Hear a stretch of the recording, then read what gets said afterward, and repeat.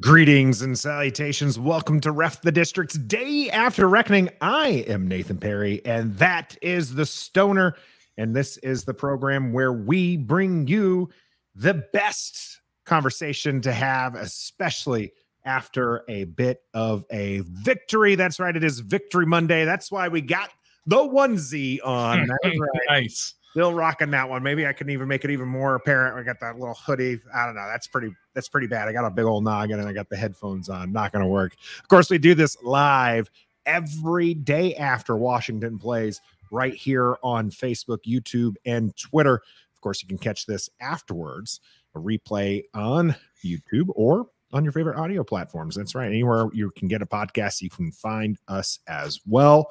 Some good times. Trev obviously not with us because he is manning the Sky Bar, which better be hopping right now in Lexington, Virginia. Eventually, we are going to get out there and do a live show from the Sky Bar, and we'll let you know what is happening, when that's happening, so you can come down and join us as well. Other sponsorship messages real quick. We are sponsored by Manscaped. Make sure you head out to manscaped.com. Get 20% off and free shipping. Just use the code REF. Pretty easy. R as in ref, E as in F, and F as in F. Gets you 20% off and free shipping. Great stuff.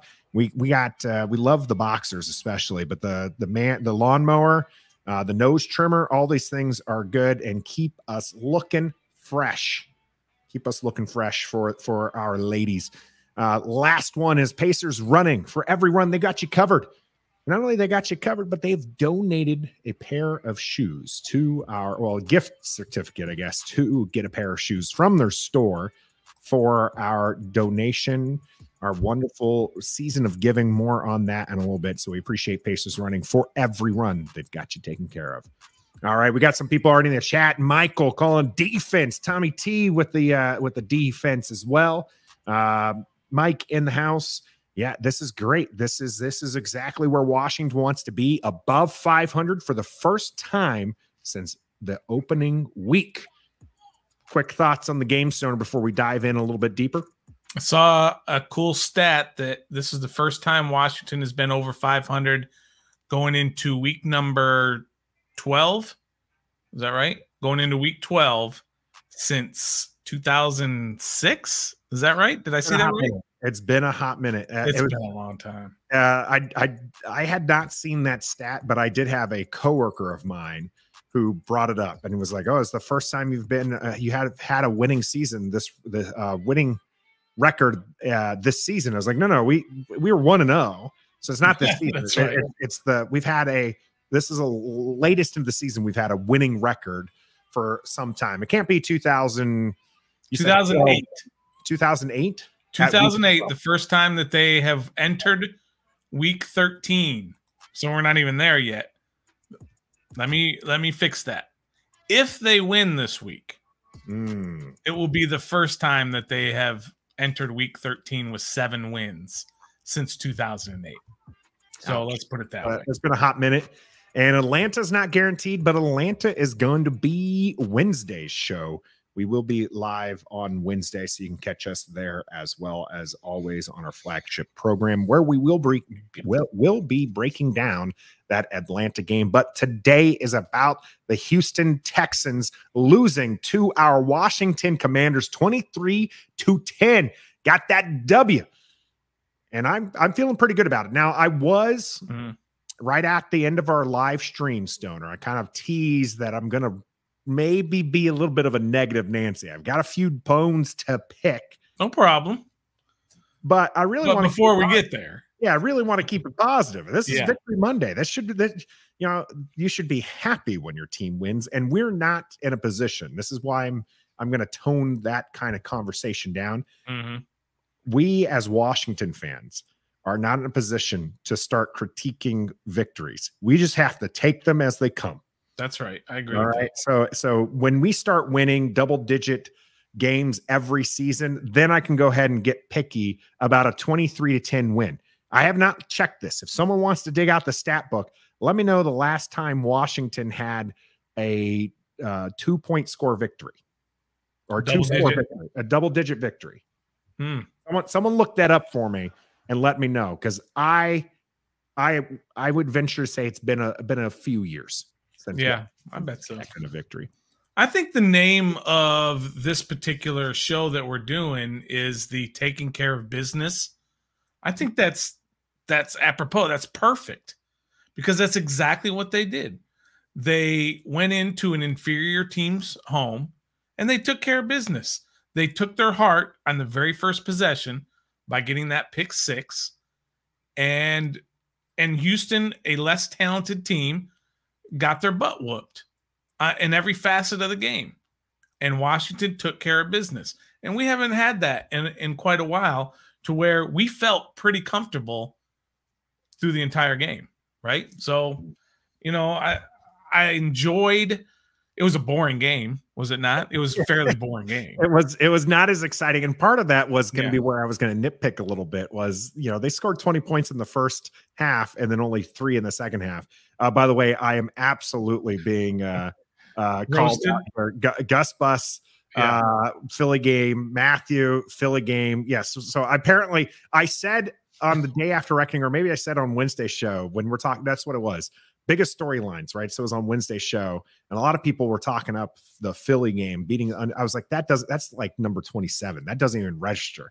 And so it didn't register so much that we were just a week removed from a victory that had double digits. I think what I'm trying to get to is, when's the last time we had this kind of a boring game where Washington was just clearly the better team and stopped the other team? Because I mean, that's what this was. It was just an absolute domination. Even in the second half, Washington only scores 3 points, but they gave up 10 all game. Yeah. I mean, the defense was playing lights out. And so I don't think you can have that much better of a game. I mean, obviously you can run up the score 45 points, sure, but for Washington, this was an all-around pretty good game. Yes, I want to see them play for a full 60 minutes. But I'll take a 23-10 win any day of the week. That's right. And there's a lot of people out there complaining that they didn't whoop up on Houston the way Dallas whooped up on Minnesota 40. What was that one? Was that 40-3?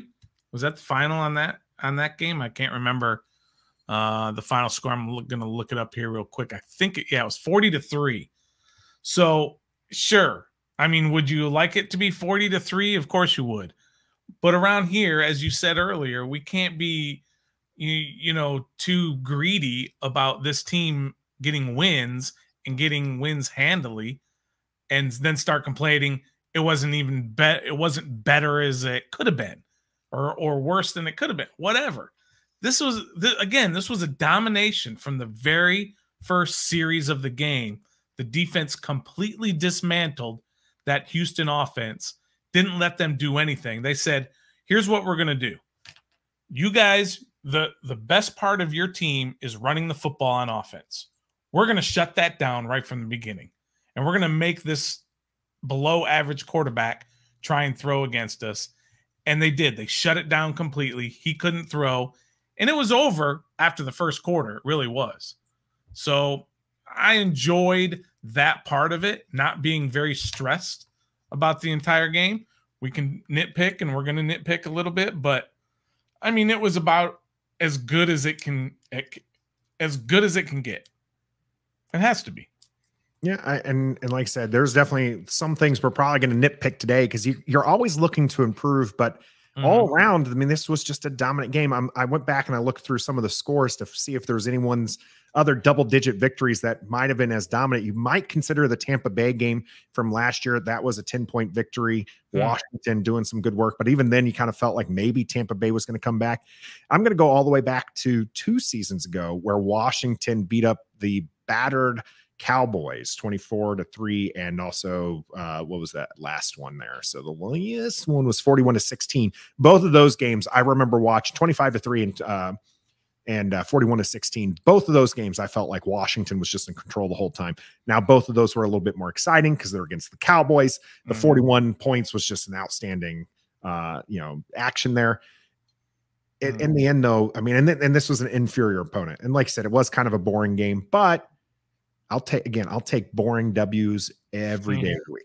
And I don't think I don't have the exact stat in front of me, but there was some sort of record that was set yesterday with the amount of games that were within one score in the fourth quarter in one particular week, or maybe it was so far this year, something to that effect, and every game just seems to be close. And when you're not one of those games and you're on the right side of it, that's a good day. Yesterday was a good day to be a Commanders fans. They showed out in Houston. They were everywhere. I was rewatching some of the game, and there was a play when Washington is on defense, and you can clearly hear in the stadium the chant of defense. In Houston. How great is that we finally took over that's right. another stadium? Yeah. Yeah. And so that was fun to be a part of something like that when you were worried going in that this might have been a letdown game after that big win over Philadelphia. And I think it's also telling, we were killing Ron at the beginning of the year, right? Everybody wanted him fired. Everyone's saying there's no way he's coming back. But I think that's saying something when his message all week was don't let down. You cannot follow up this huge win with a dud against a bad team. And they didn't. That kind of tells you something a little bit about his leadership, does it not? To not say that they heard his message and they followed through with it. And, you can't say that about every team. So I think we got to start, backing off of this fire Ron and get a whole new regime in here. Now, it's still early in the season, not early, but there's a lot of games left. There's 7 games left, right? A lot of games. Very important games. 6 games, 7 games. How many games? There's 6 games left. Games left? There's Atlanta 2 times, Giants. Then you have the Browns, 49ers, and Cowboys to finish it out. And there's some very important games in there. Well, obviously, there are 3 division games. Then you have Atlanta, who you're in a race with. If we were to lose, if we lose to Atlanta, they leapfrog us in the standings. We beat them. It's essentially a 2-game lead over Atlanta for the wild card race. So it's very, very important for this next game. And then obviously you want to win those division games. And then Browns, are they even still playing at that point? Are they looking to next year? 49ers, well, Deshaun will be back by then, though. Well, do you play him if your team is, got double-digit losses? Yes, 100%. Yes. But that's all look into the future. Again, we're going to focus on this Houston game. And like you said, this is one that they didn't let up and they kept going. I mean, they held Houston to 5 yards, or was it -5 net yards?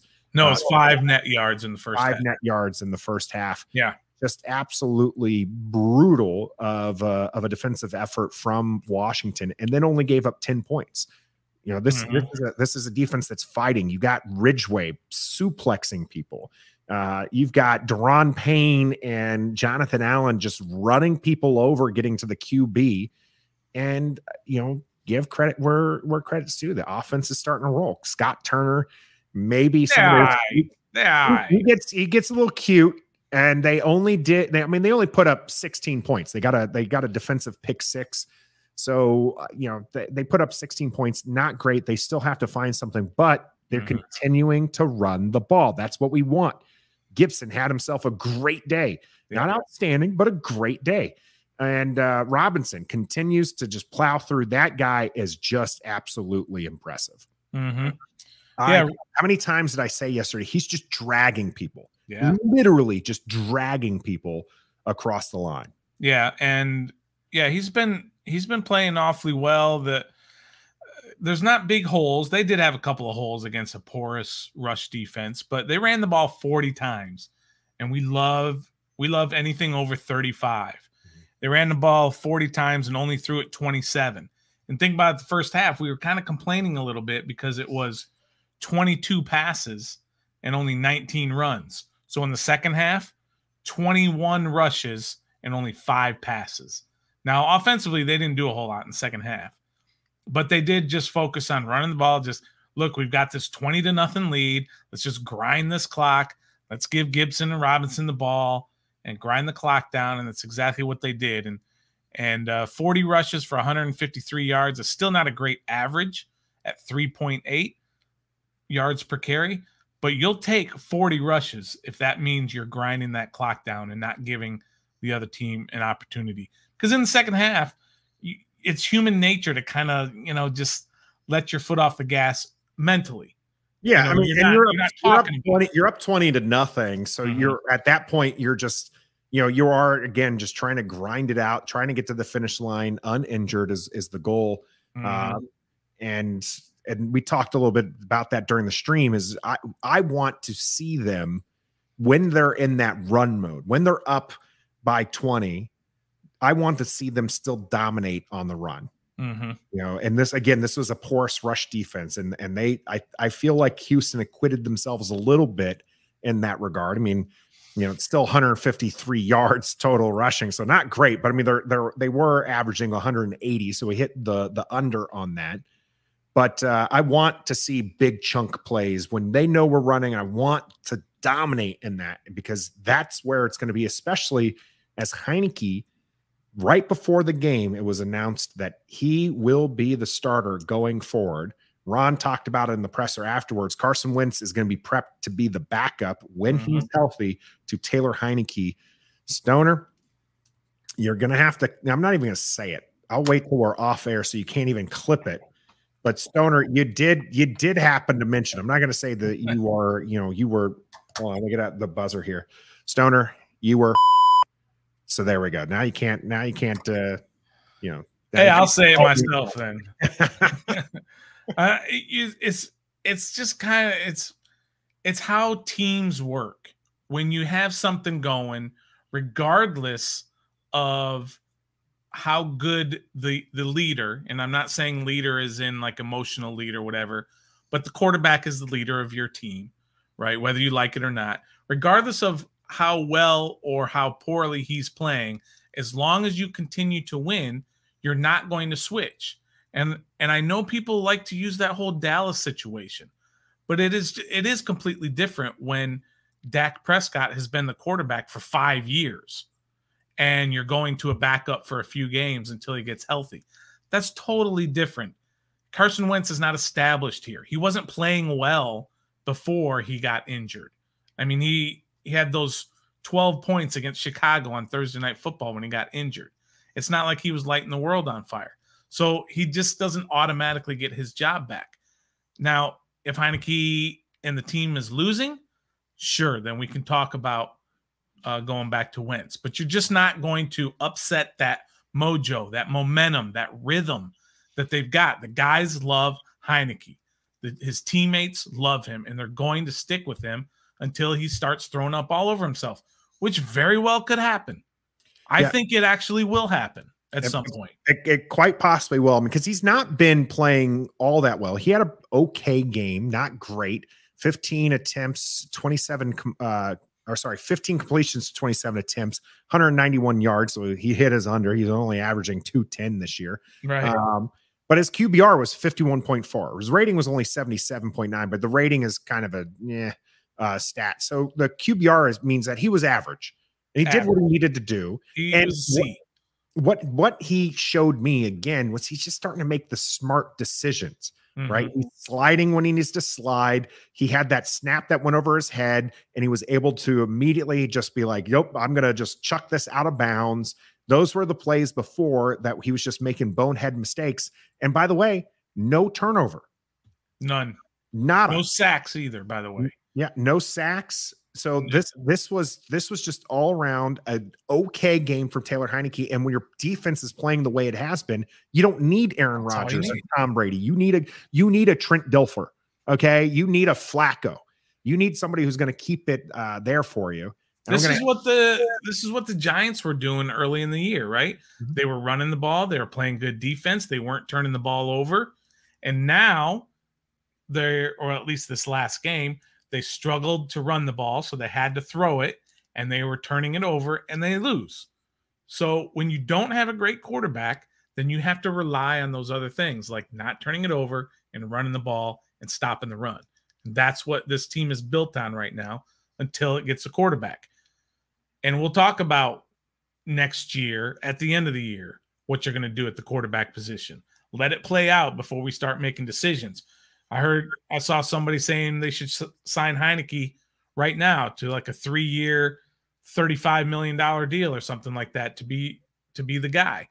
Just let it play out. Let it play out. The only thing I think that's probably certain that's going to happen is Carson Wentz is going to get cut. I'm not 100% on that. I'm at like 97% that's a little high. Happen. What are you going to do? Restructure his contract? Yeah, I mean, because very simple. What if $20 million hit? What if, again, it's the what if. That's why I say you got to let it play out. What if in this next game against Atlanta, Heinicke gets hurt, Wentz comes in, lights the world on fire, and goes 5-0 the rest of the way and throws for 13 touchdowns and one pick, and they're in the playoffs and they get a playoff. You know what I mean? Let it all play out before you start saying this is. I need a dreaming button on my sound bar so I can. I know. I'm just saying though. You're right. Let it play out. But like I said, I'm not going to give it 100% that Carson Wentz is going to be gone, because you're right. There's a scenario that you can see.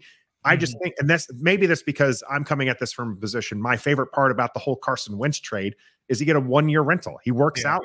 Great. You got him for a couple more years. He doesn't work out. You cut ties, and all you lost was $28 million this year.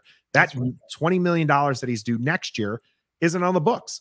So you can use that to re-sign some of these defensive players to keep your defense strong as you wait for that QB of the future. And there's some options there. Maybe it is going to be a guy like Howe who maybe next year shows up after 1 year in the offense and starts outplaying Heinicke or whoever they bring there. Rockman asking a question I think a lot of people were asking and wanting to see, which was, we mentioned there's not a lot of games that Washington's going to be up this much. So Rockman asks, do you guys think that this was the game to give Howe some reps when they're up 23-3? I don't. You know who needs reps? Taylor Heinicke needs reps, okay? Taylor Heinicke's not lighting the world on fire with this offense. He needs as much time out there with these guys, especially Jahan Dotson just coming back. Cole Turner is in for the first time in quite a while. He needs reps as much as anybody else does. So you got to keep him out there as much as possible. I mean, if it's 40-3, I get it. But 23-3 in the NFL, I mean, we just saw 2 weeks prior in the Minnesota game, we were up 10 in the fourth quarter. This was 20. It's not that big of a difference. So, no, not unless it's a total blowout. 23-3 is not a total blowout. So you give Heinicke as many reps as you can. He needs it.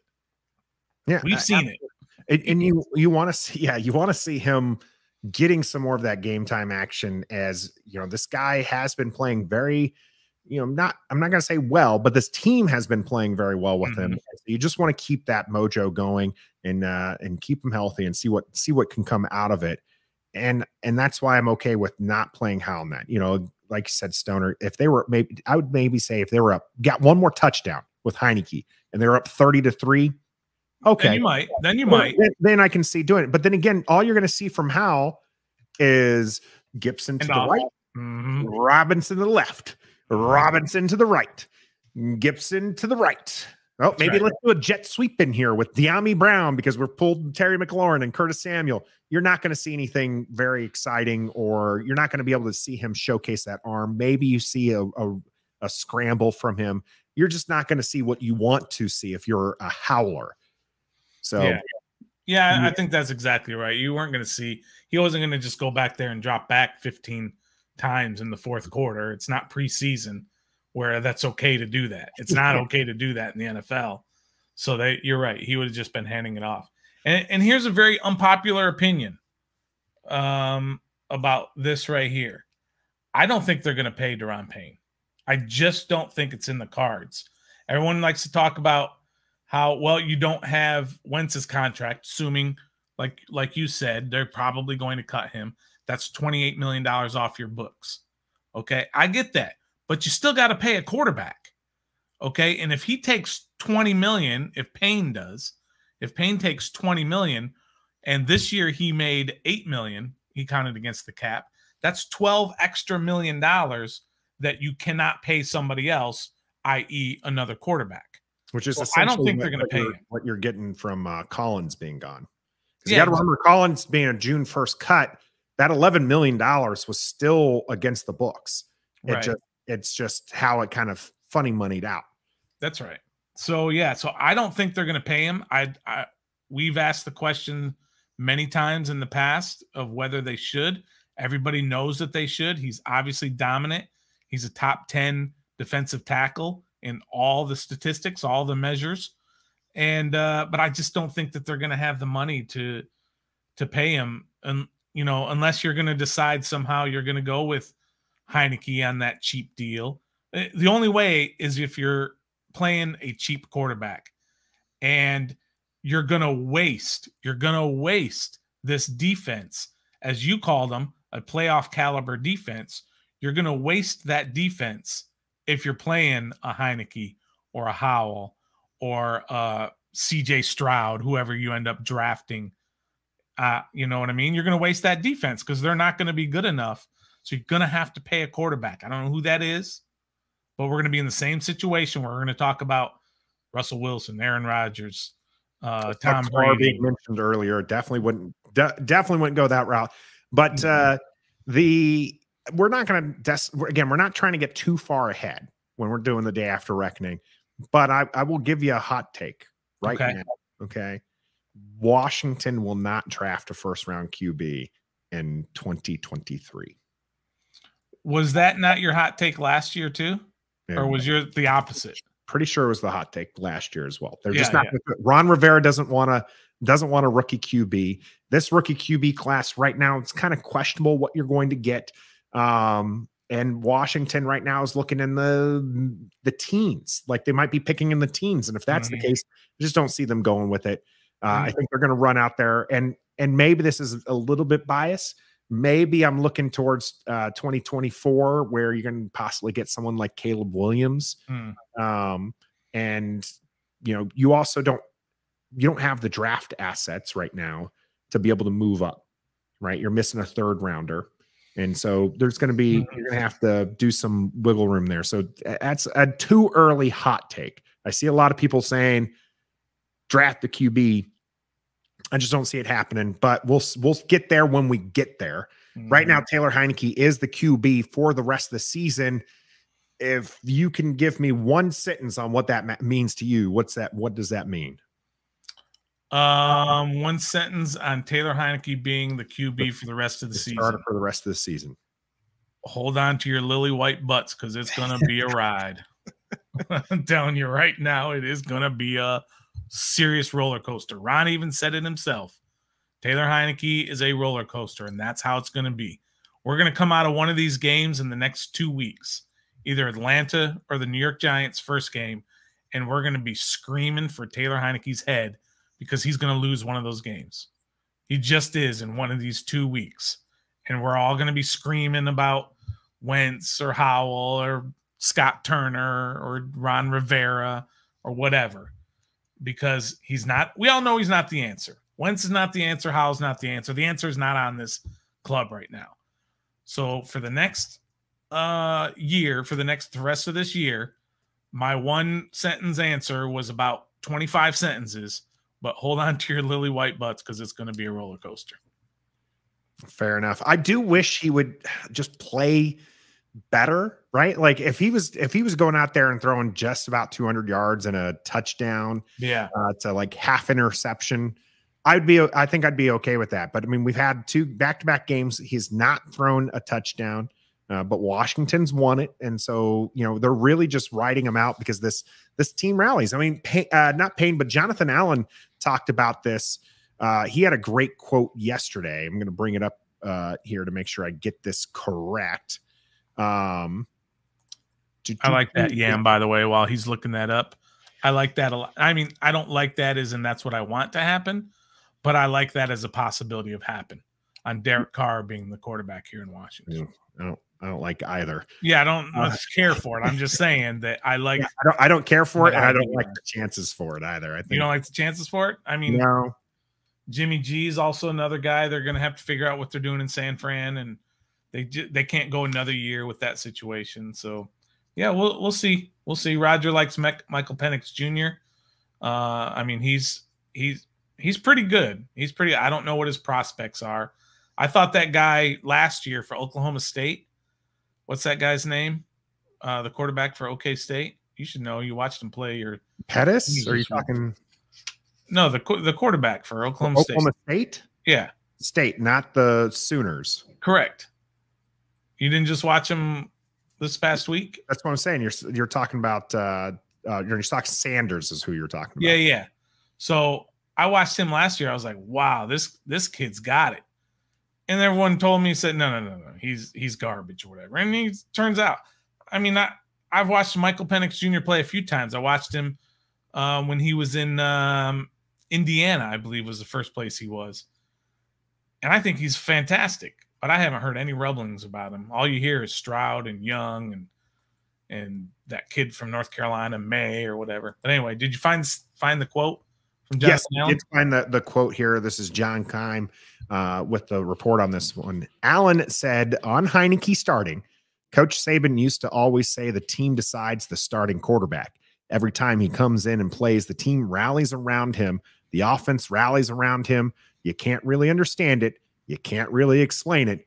It just is what it is. Just amazing quote by Allen there.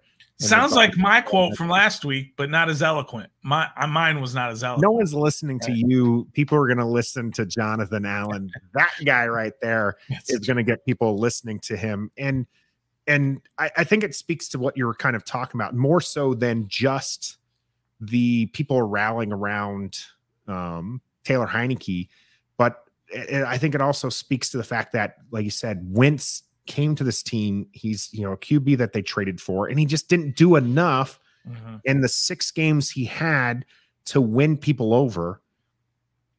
And Taylor Heinicke's winning games. He's buying people's shoes. He's expanding out his repertoire. So it's not just him, it's other people. And as long as they can keep those good feelings rolling, they're gonna keep it rolling. So that will be something to see going forward there with Taylor Heinicke. Like I said, it's a bit of a roller coaster. It's not the decision I would have gone with long term, for the rest of the season. Yeah. But what would you? So this week you would have switched quarterbacks. Not during Houston. I said that before. I kept no this week for Atlanta. Yeah. If Carson Wentz is 100% healthy, 100% healthy, and showing us what he needs to show us in practice. Okay.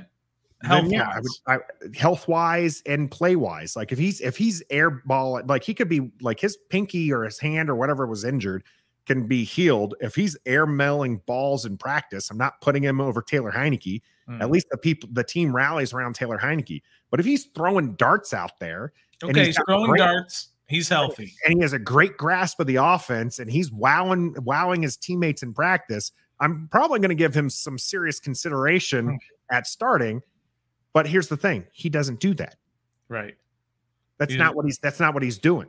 Right. He might have a good pass or two, but you got to remember the start of training camp. Carson Wentz, all we kept hearing was about how he's had an interception every practice for like the first 11 OTAs and whatnot. So and that's what we're trying to say here is he never did impress his teammates enough to solidify himself. Maybe it's only going to take time. We heard that, hey, he had he finished the season last year with a 4-0 record. And, which I think actually that's not accurate. It'd been a 4-1 record. Right? And who is this now? Carson Wentz. He finished 4-1 last year. They lost to Jacksonville, right? Yeah, I know. The season. They had a great run at the end of the year. They dipped because of COVID. Someone look it up for us, but I'll look it up. It's Mox Knicks. All right. It doesn't matter. It doesn't matter. What we're talking about is this season. Taylor Heinicke's going to be it. And you're going to get these games where he barely throws for 200 yards or throws under 200 yards. But I do feel like eventually we're going to need to see more out of him from the QB position. So, I agree with the sentiment here. Glad we didn't end up with Russell Wilson. Yeah, that's for sure. Talking at $250 million for like 5 years. Again, best part of the Carson Wentz deal. Said at the beginning of the season. I'm going to keep saying it. The best part is that it's a 1-year rental. He didn't work out. Bye. Yeah, thanks for playing. Yeah. And he's out. And that's more than likely what's going to happen here in Washington as Taylor Heinicke is just taking control of this. The guy is just winning football games. QB wins are not a thing, but wins are a thing. And right now this team is winning with him at the helm. Colts went 3-3 in their last 6. Okay. Maybe. And there was no 4 in a row. There wasn't even 3 in a row. There was 2 in a row, but So they went, yeah, they beat the Texans 31-0, then beat the I can't say it, the Patriots, and then they lost. Oh, sorry, they did win 3 in a row. Then they beat the Cardinals, then they lost to the Raiders, then lost to the Jaguars the last 2 games. And all they had to do was win one of those. Yeah. Either one, and they would have been in. They choked. So hopefully that's not what's going to happen with Taylor Heinicke here with the Commanders having put away the Houston Texans by 13 points. Not really thanks to Taylor Heinicke, although he did an average job. He did what he needed to do. Really, the help was coming from Antonio Gibson, Brian Robinson, racking up more than 120 yards on the ground from the two of them, running fairly well with that too. 3.8 for Brian Robinson, 4 for average for Antonio Gibson. And then Logan Thomas coming out game here, 5 catches, 65 yards, no touchdowns, but he had that on 6 targets. Great game from Logan Thomas. What did you think about him kind of breaking up? You know, we talked about at the beginning of yesterday's cast. He's just not, he's gotten old. He's lost a step. We need to see Armani Rogers now that he's on IR. We're like, well, maybe Cole Turner will step up because you need a pass catching tight end. And Logan Thomas just looks a little sluggish out there, and then goes out and puts down 5 catches, our highest receiving total. Yeah, but I still thought he looked slow. His hands were really good. He made a lot of, really nice catches, but he's still definitely slow out there. It's so hard to tell with receivers because we don't see what they're doing when they're not involved in the play. We don't know how open they were. We talk about, Terry McLaurin is stepping up, right, in the receiving game. Well, he might have been stepping up in all these other games when he wasn't getting the ball. We just didn't see it. He was sitting there open all the time. But stepping up for me is when they're, making plays, making big catches, contested catches, and missed tackles, forcing missed tackles and things like that. I mean, Logan Thomas was open, and he made the catches, and he made some plays, which was great. But I don't know if he was necessarily fooling dudes. He wasn't running away from linebackers. He's getting caught by linebackers on some of those catches. But he did what he's supposed to do, and he made a couple of contested catches. So I appreciate that. Was happy to see him contribute because we were kind of saying it might be over for him. But he played pretty well yesterday. Good to see.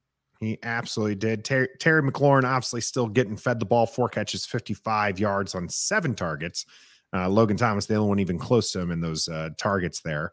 Now, we did praise Taylor Heinicke real quick because I'm looking at the box score because he didn't have a turnover, but he did have a fumble that he recovered. Well, that was the bad snap. Well, yeah. It wasn't really a bad snap. Yeah, it was on him. Yeah, but he recovered it, and then he was able to get it away there. And then there's the defense, and I mean, it starts really with that team up front that just dominated to the tune of 5 sacks, 9 tackles for loss. We had 4 passes defended and 9 QB hits. Yep, and 1 touchdown. That's right, a pick 6 by the much maligned Kendall Fuller, who's much improved over the last few weeks and doing fairly well on his own there. And so what do you make of this this defense coming alive? You had Montez Sweat with 2 sacks, Jonathan Allen playing at an all-pro level, 2 sacks as well. But let's talk about Montez Sweat because a lot of people, again, he's just he had a slower year when it comes to the box score. When you're looking at just sacks, he's got 6 on the season now, but he just, so he's not showing up in the box score, but he's showing up. What do you think about Montez Sweat these last few weeks? Yeah, he's playing for a contract as well. 6 sacks this year. I believe his career high is, 8, something to that effect. I'd have to look that up also, but he's playing extremely well. I believe he's top 5 in the NFL in QB hits all by himself, right? Yeah. So he's been very close most of the year. In this game, he got home twice. And like you said, he also had a couple of QB hits. Let's see, he had 2 QB hits along with the 2 sacks. He's playing extremely, extremely well.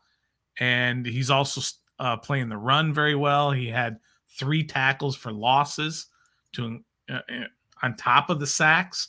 He showed out. He was fantastic yesterday. The entire defensive line, of course. We all seen the replay of Jonathan Allen pushing that poor guard all the way back into the quarterback.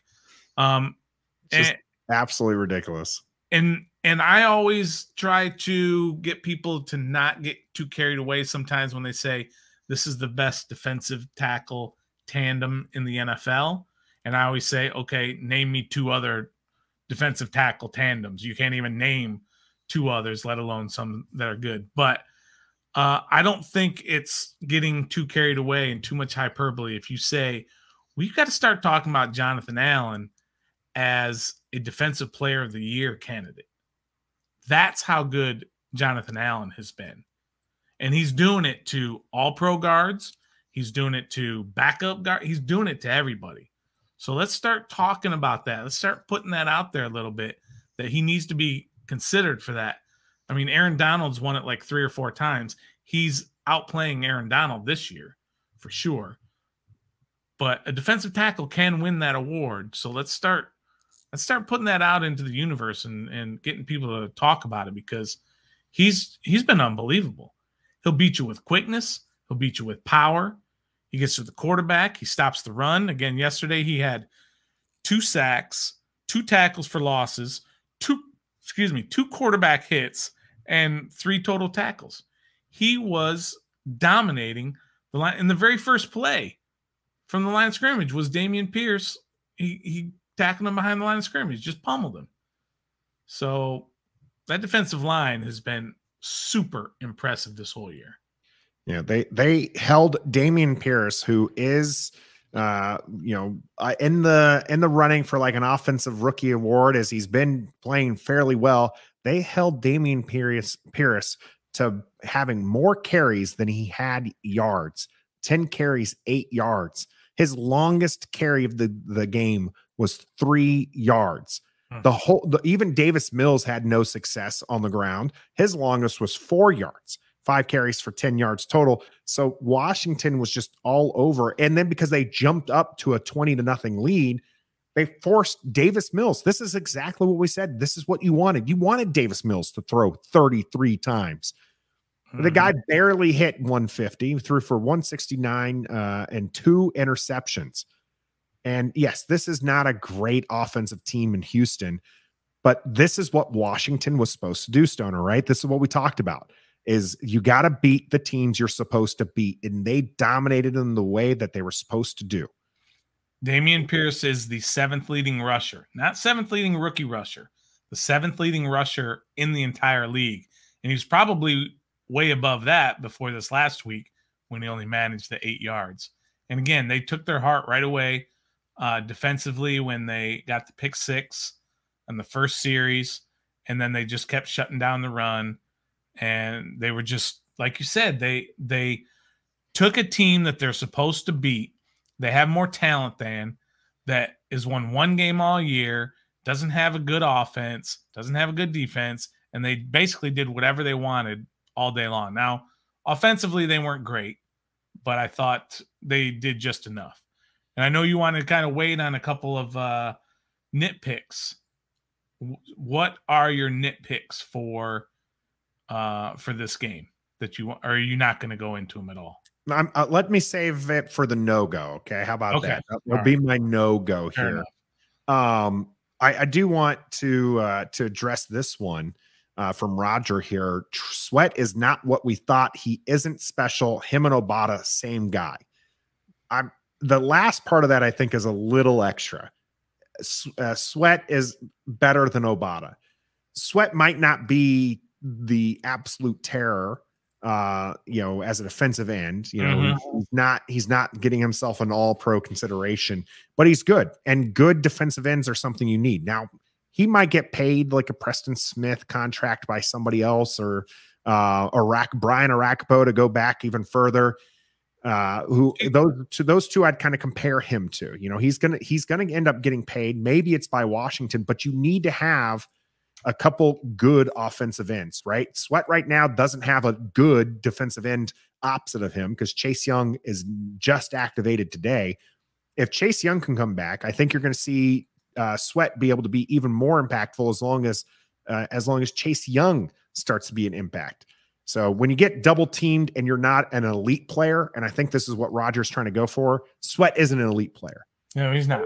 That's correct. He is a good player, though. He is a good defensive end, and he's playing like a good defensive end. He might, in his career, make the a Pro Bowl, but if he doesn't, he's still going to be, a good defensive end, and that's what that's where I want to go. Obata is a jack.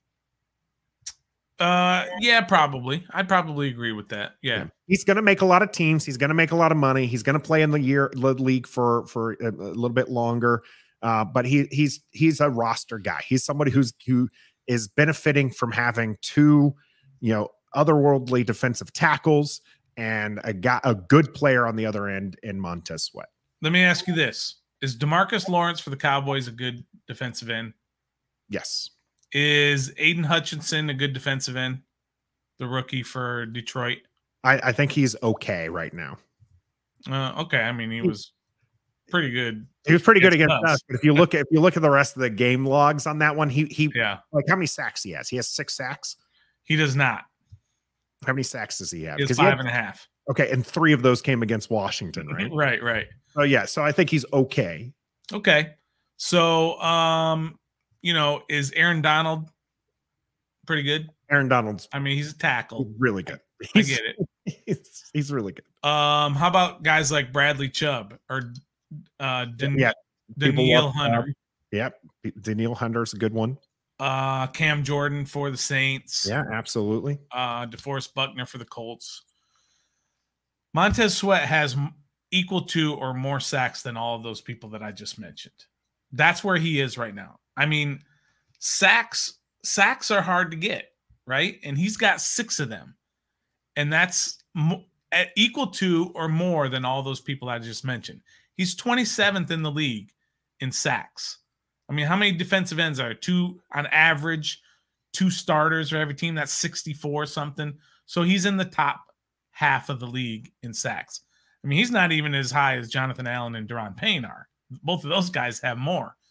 But you're only talking about he's got 1 less than Khalil Mack, right? He's got 1 less than guys like Vita Vea and Jeffrey Simmons for the Titans. All these guys that are known for sacks, right? He's right there with those guys. He's having a very good year. He's not having an all-pro type year, but he's having a very, very good year, especially after last year was so bad with injuries and not producing. I think he had 1 sack last year, maybe.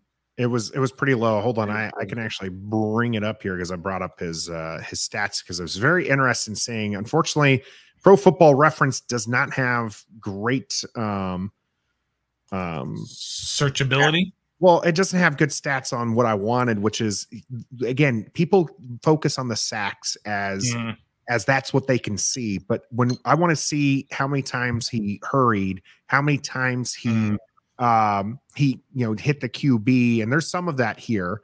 22 QB hits, 9 tackles for a loss. He's got his 6 sacks this year.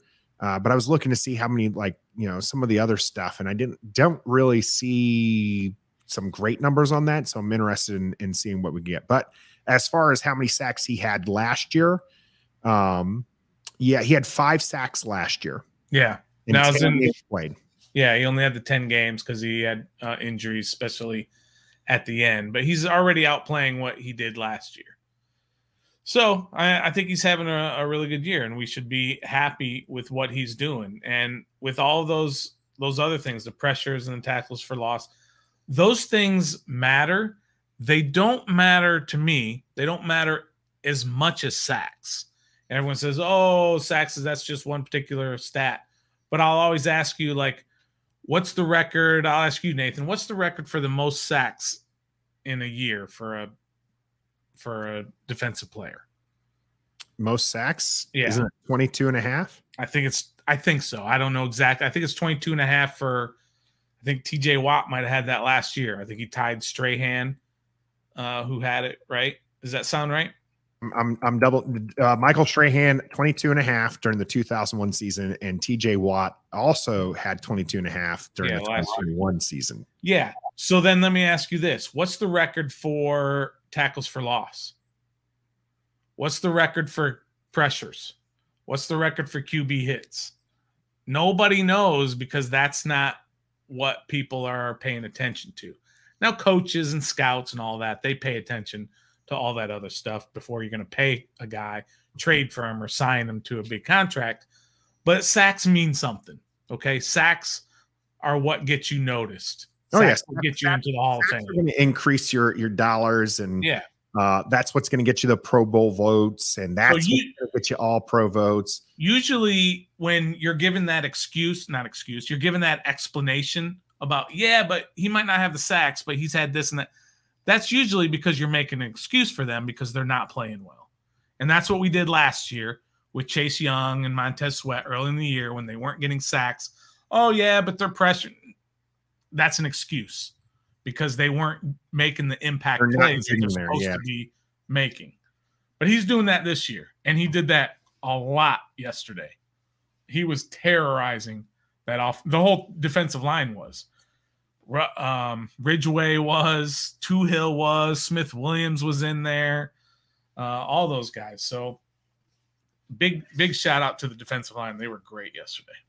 Now, you mentioned Ridgeway. Let's real quick and let's see what the comments say here on Ridgeway's suplex. Good thing, bad thing, dumb play. What do you make of the Ridgeway suplex? It was dumb. It was horrifically dumb. In hindsight, hey, it was pretty cool, and we can laugh about it, and we can make memes, and we can make all these comparisons and all that. But at the time, it was really, really a dumb play. I think I even said it on our stream. I said, at what level that Ridgeway has ever played football has that been okay? It's never been okay. But somehow he just thought it was okay in the NFL that you can pick a guy up and throw him on his head. That was really dumb. But looking back at it, because we won, because it didn't cost us points or anything like that, we can look back at it and laugh and enjoy that he suplexed a dude right in the middle of the field, which you never see. So that was all right. I didn't have any problem, too much problem with it. But at the time, dumb, really dumb.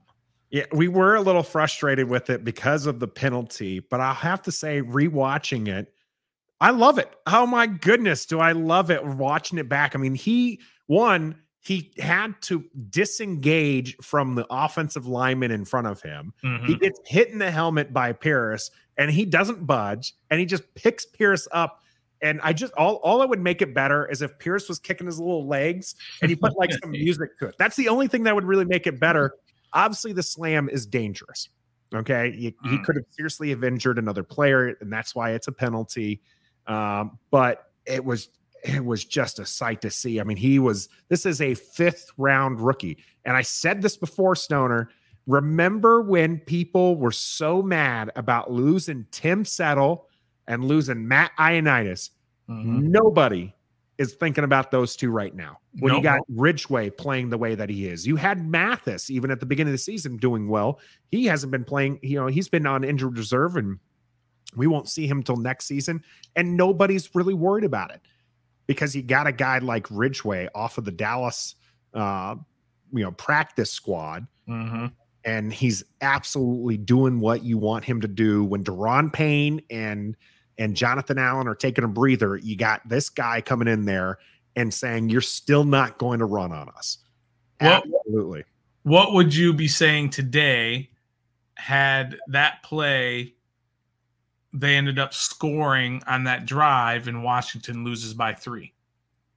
I mean, this is kind of where Joseph is going for here. He's going to kill us down the road again with stupid, undisciplined play. This guy is a rookie.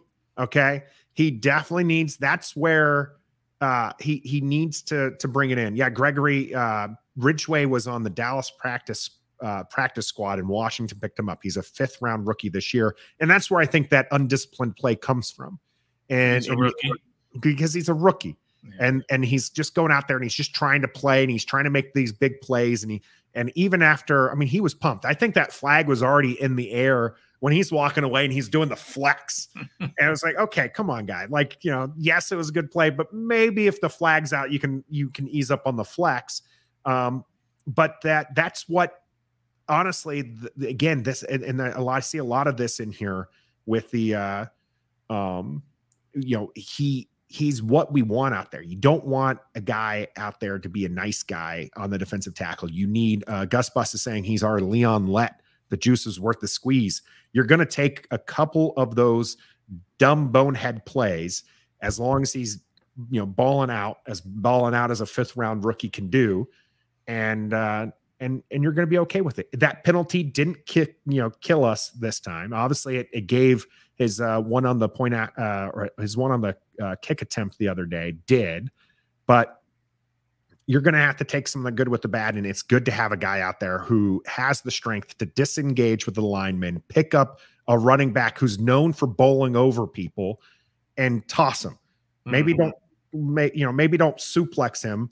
Maybe just pick him up and keep him from moving the pile, because that's going to be enough for them to blow the whistle. But that's just going to come with time. The guy's a rookie, and I think there's going to be some stuff that's out there. And yes, I know you don't have to be nice. Don't be nice and don't be stupid.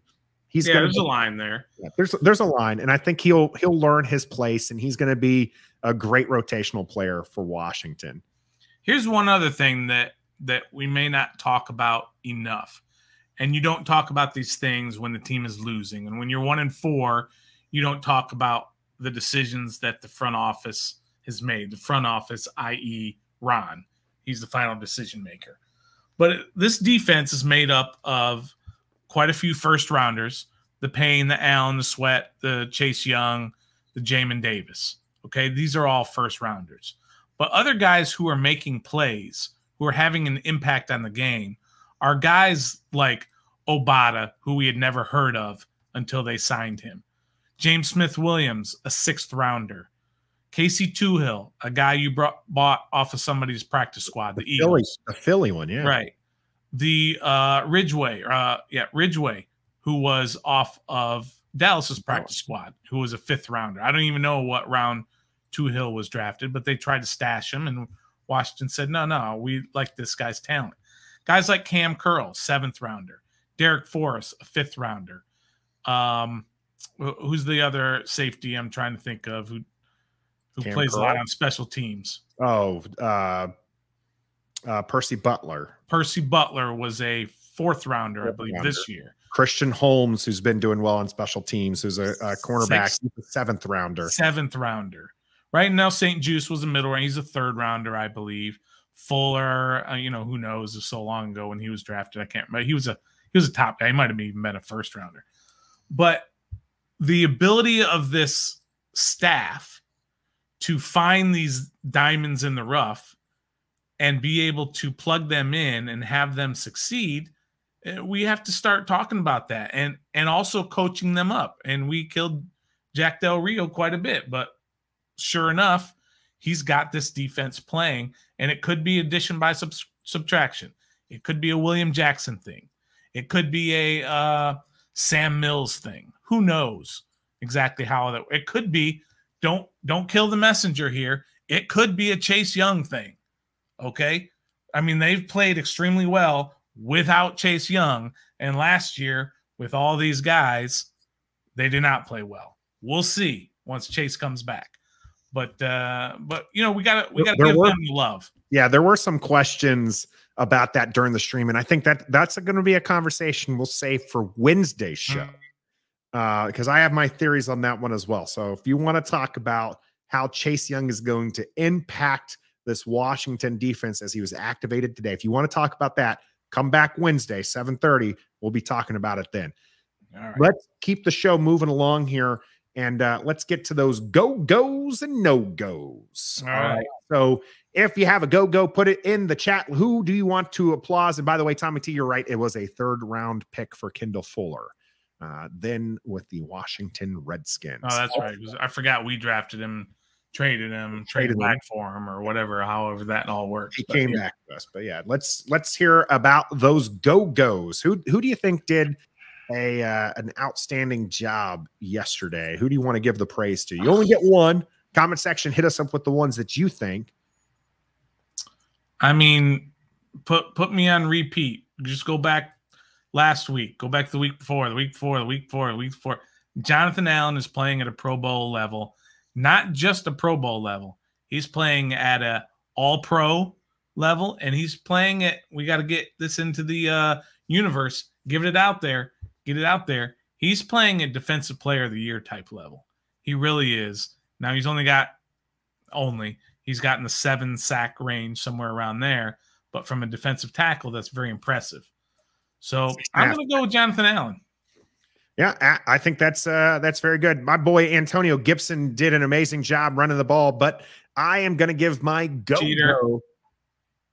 I didn't give him my go-go. I just gave him praise. And the reason why I'm giving him praise is because my go-go is going to be his counterpart, Brian Robinson Jr. Maybe not as productive as Antonio Gibson was yesterday, but man, when he runs, he is running angry. He continues to just drag people, push piles, and he is running so well.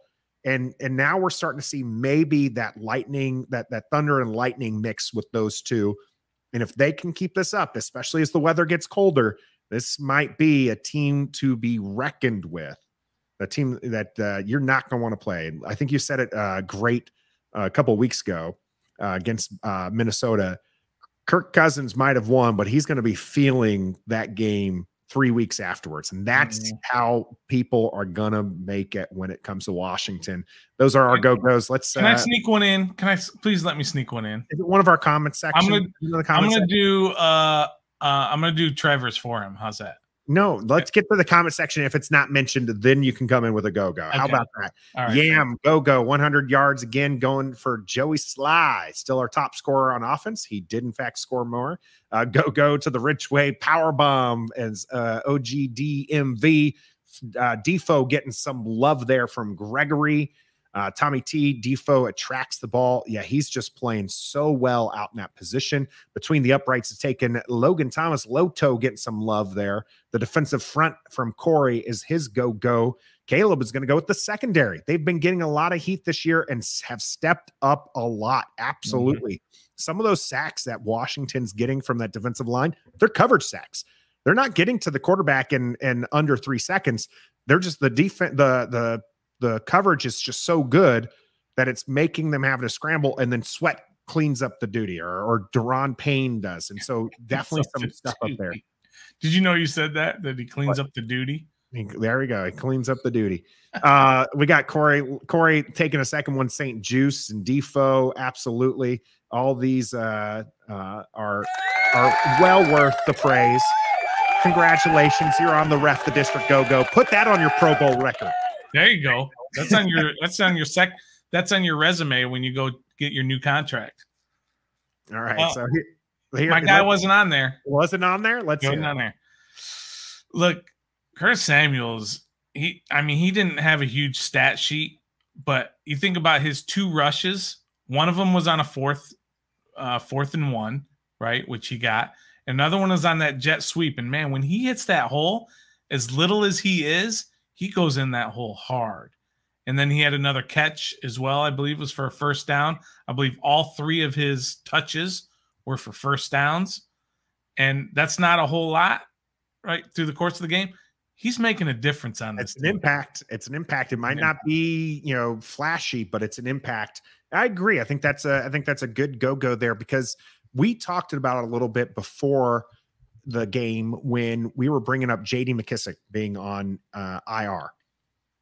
We're probably not going to miss J.D. McKissick because you just have Gibson out there or Curtis Samuel out there that are going to clean up that role. Now, J.D. McKissick is a better pass blocker than either of those, but what he brought to the offensive side of the table outside of that, the skill position part of that, he can be matched with Gibson and Curtis Samuel, right? There still might be something you're missing with them. And obviously when we go watch this Atlanta game this upcoming week, we're going to be thinking about his touchdown at the end. But really what we're going to see is the jet sweep Tommy T is Curtis Samuel being able to bring that in, and Antonio Gibson being able to be pushed out wide and do those pass catching things. So I do like myself some JD McKissic, but I think that he's going to be replaced from with that stuff, and wish him the well, and hopefully he gets back healthy. And I would like to see him, because what you'd said during the stream, Soner. Do you want to say it? Is that what you're going to kick in here with? No, maybe it was, but as long as the starters stay healthy, then you won't miss JD McKissic. But if somebody goes down and you have to play Jonathan Williams, who's not terrible, but he can't do what McKissic can do, or Patterson, they can't do what McKissic can do. The guys ahead of him on the depth chart can do what he does. Sure. He can be replaced. But if one of those go down, that's where you're going to miss him. All right. Let's get to this no-go here. I've already got several in the chat. So I'll give you a chance before you take a look at those. Stop looking at them, Stoner. Sorry.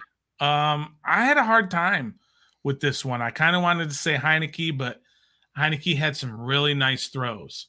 But he had one of his first throws should have been picked. He had a couple that really were turnover plays. We were very lucky that they were dropped. I mean, let me go out of the box here and just say my no-go is Deshaun Watson for doing what he did and getting him run out of Houston, because they were a good team, and that's his fault that they're such a horrific team, and Washington was able to go in there and whoop their butt. How's that? That's out of the box. Well, I guess I have no choice but to accept it, but that's like asking somebody, what's your greatest weakness? And you're like, well, my greatest weakness is actually the strength that I'm going to tell you about. Like, no, fool. I asked you what your greatest weakness is. All right, how's this? John Bates got run over on a certain play, and he's supposed to be my 2023 starting right guard. So I didn't like that. That doesn't bode well for my prediction of him being the right guard next year. Fair enough. And he's probably never going to be the right guard here. We got a few in the chat. My no-go is going to be that nitpicky thing that I was talking about, and that is the second half offense. I don't care if you're pulling up and you're not trying to score as much. You scored 3 points in the second half. That's just not good. And that's been the MO of this team, is they've just not scored a whole lot of points in the second half. And you can't continue winning games. And you lost a game against the Vikings just a couple of weeks ago because you weren't able to put points up in the second half. And you can't continue that. I'll tell you this, if Washington scores less than 10 points in the second half against Atlanta, they're going to lose that game. Because they're not going to have a big lead. They won't have, they will not win that game. They need to score second half points. That's my nitpick. That's my no-go for this one. You can put it on a number of things. You can put it on Scott Turner's play calling. You can put it on the offensive line for not opening up big holes because you're up 20 and you're running the ball. You can the running backs did a good job, but you still weren't able to put up points. Yeah. Well, you had that. This is going back to the first half, but kind of along those same lines, is that you had that 14-0 lead and you had 1st and goal at the 4 and you couldn't punch it in. And you had to settle for a field goal. And I believe 2 of those 3 plays were passes, which is never a good thing for me when you're that close to the goal line. If you can't punch it in 4 plays from the 4-yard line, then you got bigger problems. So if you're inside the 5, 1st and goal, you run it once, you run it twice, you run it 3 times, you run it 4 times. That's what I would do. Go ahead and say it, Stoner. Run the eking ball. What did I tell you about that? He loves to mess with me on that one. It's of course not that one. We got a lot of other no-goes in here. We got Bostic, the offensive red zone play from Corey Lott. Bostic, I've been giving him a little bit of praise. He's not been too big of a hindrance, but there was a couple times out there that he was definitely not playing well. Gregory is going on the John Bostic no-go as well. You got who else we got here? We got no-go is Taylor Heinicke, ranked in the bottom 8 for week 11. Heinicke played all right, Gregory. I agree with you. I think that he wasn't great, but he wasn't bad either. He was exactly what he did. Now, he did have those turnover-worthy plays, if you believe those things are a thing, but they didn't show up on the box score. Roger Smith, the no-go is Scott Turner. He needs to go with his Conference USA offense. I love Roger. That's great. No-go Cheeseman for messing up a snap. Yeah. You mess up a snap? You don't remember that he lifted his head up? You don't remember that penalty? Oh, yeah. Okay. Yeah. So knocked him back. It ended up not being too bad. No-go to the Ridgeway suplex. Joseph is not a fan of that one. Bostic covering wide receiver one. Not a good thing. Not a good thing. All right, those are our no-goes for this game against Houston. I agree the team played overall pretty well, and it's hard to pick a no-go when it happens like that. But there's plenty of things to go around, and that includes donating to the Fisher House. You can do that by going to our website. I'm going to throw up the banner here. Go to this website here. It's also on all of our socials. Donate directly. We are giving away 2 sweet tickets. That comes with parking, free food, drinks, non-alcoholic drinks, just to clarify on that one, but still free drinks on that. We're giving away 2 jerseys. We're giving away 2 $100 gift cards to a restaurant. We're giving away a $140 gift card to Pacers Running, so you can get yourself a nice pair of kicks. Be the Taylor Heinicke you want to be, and get yourself a pair of kicks after a victory. We'll see who that is. Maybe it is that Giants game, and you're like, yeah, let me get some blue kicks here to honor this victory against the Giants. And, of course, we're also giving away a swag bag from Sky Bar. You're going to enjoy that one as well. That one's courtesy of Trev in the Sky Bar. Anything else I'm missing on there? 2 jerseys, 200 of the $100 gift cards. No, you got it all. I was just wondering when the drawing is. The drawing is on the 30th of November. So it's going to be next week. We are inching closer to the $100 or $1,000 thing. I said that I was going to do maybe a little bit extra. If you get to that that $1,000 mark, as I'm trying to bring up the site right now, then I will throw in something extra. Okay. So I do want to appreciate, again, Ethan Davis right now has made 3 donations of $140. He's our top one, but you just need $1 to get into this drawing. Ethan has a good chance to do it, but you also have a good chance. Each of those items is going to be drawn separately. Everyone will be, even if you win one of the small items, you will be in the running for the sweet tickets. Drawing is going to be on our show on the 30th. We're going to stop counting and sending tickets at midnight on the 29th. So get your donation in there. And again, let me go ahead and get this this link so that way I can put it into the chat. So you can go ahead. You don't have to worry about that. So make sure you have that. So again, get out there, donate to the Fisher House. All the money goes directly to them. The Fisher House is a wonderful program where they provide housing, places to stay when military members or a veteran is seeking medical care. Their family is taken care of. That is what you're supporting. And we want you to see there. We've always appreciate people who donate to the channel directly. Right now, we're asking to donate directly to the Fisher House. So thanks, Metaphor, for bringing that up. And I put in the link there so you can go directly to it. That is absolutely a go-go. And why we're here, let's go ahead and pay up. All right, here we go. Here is our dollar bets. First, the predictions. Trev had it 27-9 Washington. Stoner had it 26-16 Washington. Nathan had it 19-13 Washington. All of us had Washington, and we still won, so we did not jinx it. Did not jinx it. What would you say is the closest, though? What was the score? 23-10? Probably yours. Well, Trev's is pretty close, too. What was Trev's again? 27-9. 27-9. So he's 23-10. He was 5 points off. You were 5. like 7 points off. Was I 7 points off? 19, 10, 3, 20. Yeah, you were 7 points off. All right. Fine. We'll give it to Trev. All right. Stoner said Washington would have a 100-yard rusher. Gibson led the way with 72, so they did not get there. Trev was the only one that took that. So Trev won $1. Stoner lost $1. I think there was some confusion on that one because I definitely went against you on that. Oh, did you? Yeah, because I didn't understand your whole I said there'd be a 100-yard rusher, but it was going to be from Houston, which obviously I missed. Yeah.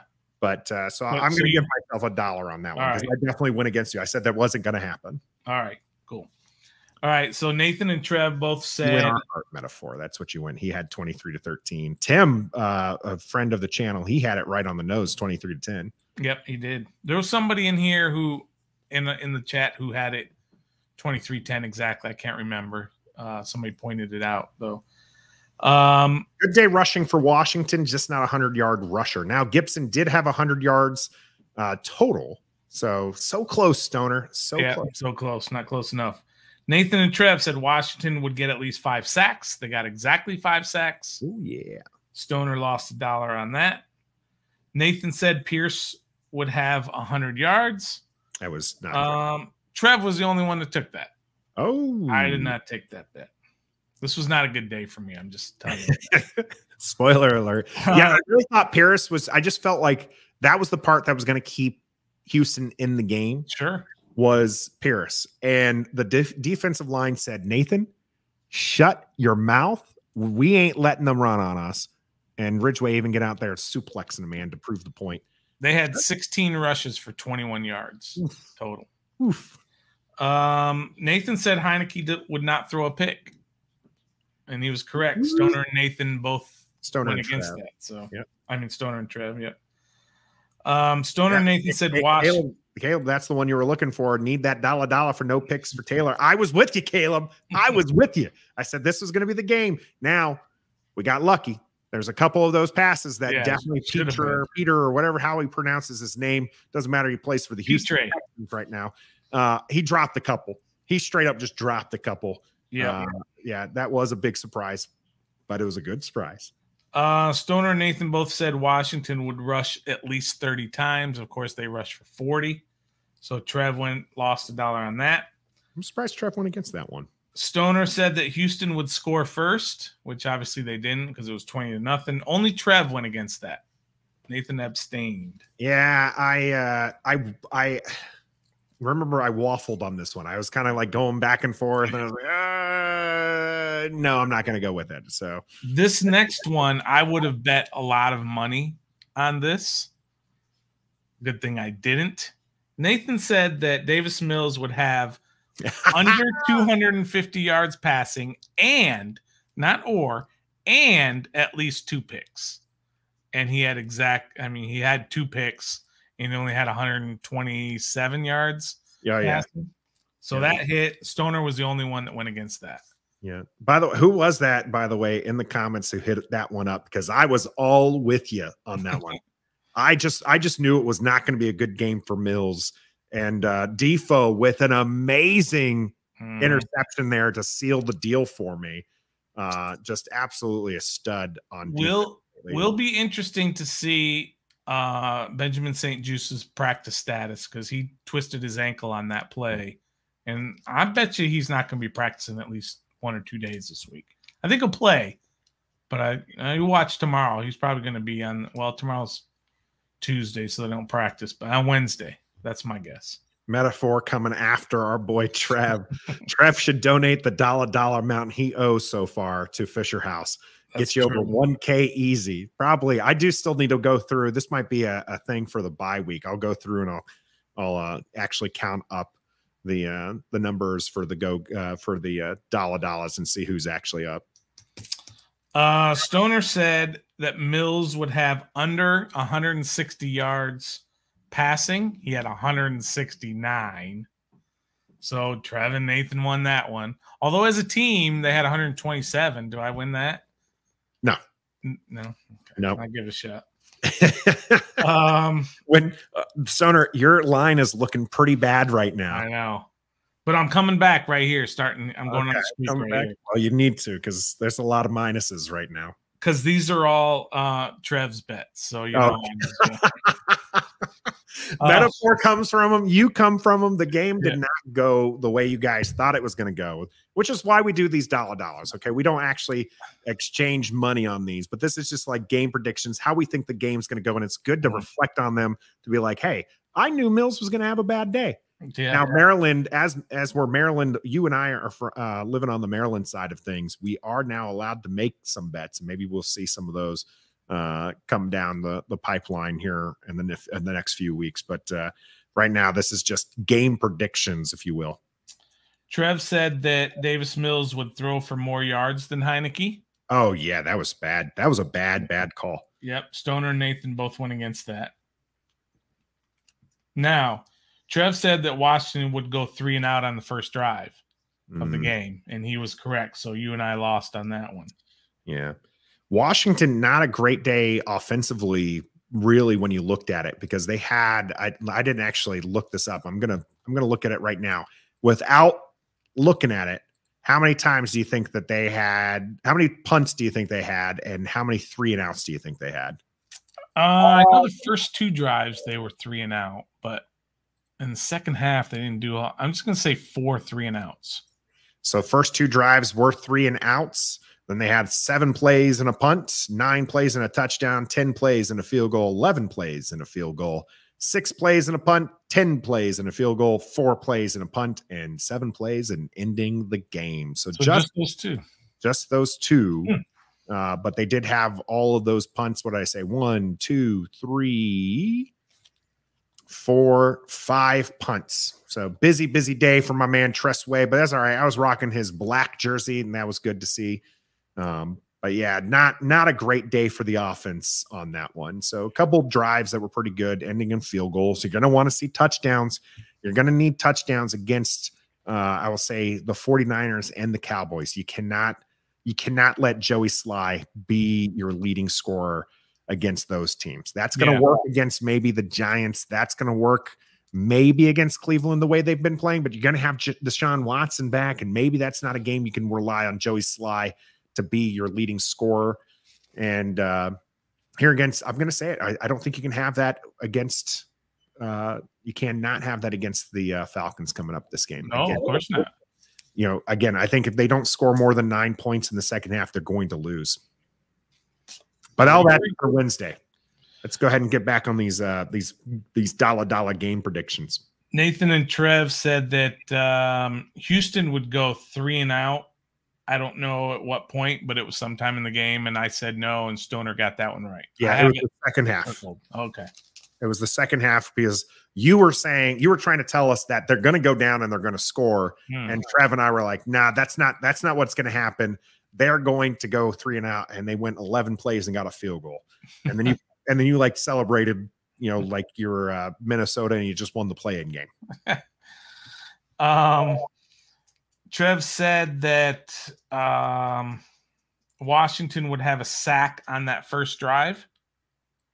In the second half, I'm assuming, and only Stoner went against it. Stoner was right.